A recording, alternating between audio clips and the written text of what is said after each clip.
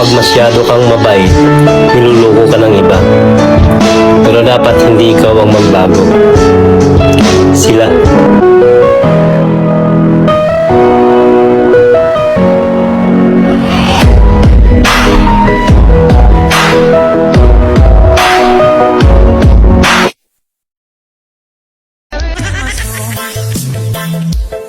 Payag akong ibalik natin yung nakaraan. Basta't ipangako mo, hindi na kasama yung asawa mo.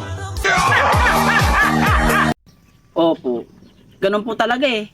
Minsan nga po, kapag hindi ako nakakatikim ng alak sa loob ng isang linggo, pakiramdam ko po parang napapabayaan ko na yung sarili ko.